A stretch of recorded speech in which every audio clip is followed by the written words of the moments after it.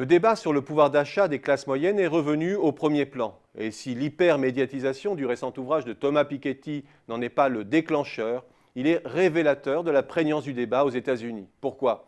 D'abord parce que l'économie américaine est au cœur de la tourmente numérique. Une numérisation et une robotisation qui bousculent le continuum des qualifications que l'économie fordiste avait bâti au fil des années, qui provoque notamment un véritable tsunami dans les professions intermédiaires, celles des ouvriers qualifiés et des employés dédiés aux tâches administratives.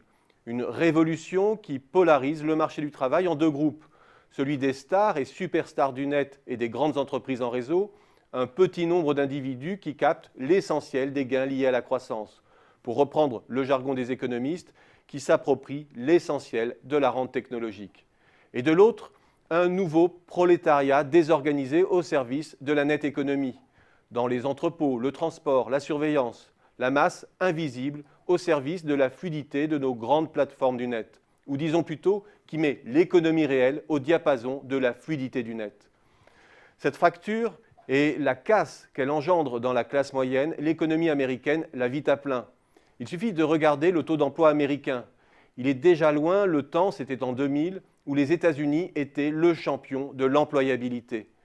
Mais au-delà du choc numérique, l'économie américaine est confrontée aussi à la nécessité d'asseoir sa croissance sur des moteurs pérennes. Pour une économie dont plus de 90% de la valeur ajoutée est destinée au marché intérieur, le pouvoir d'achat des classes moyennes est un élément décisif. Quelque chose que l'économie américaine avait oublié un temps grâce au subterfuge du crédit, mais dont la crise des subprimes a révélé les limites. Croître, pour la principale économie du monde, c'est réinventer un nouveau compromis fordiste. D'abord, en réinventant les passerelles entre le travail non qualifié et qualifié. Autrement dit, les qualifications intermédiaires qui naissent d'une nouvelle alliance de l'homme et de la machine.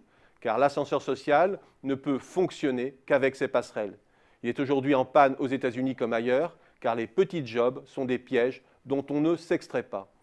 Ensuite, en remettant en place une fiscalité et des conventions sociales redistributives.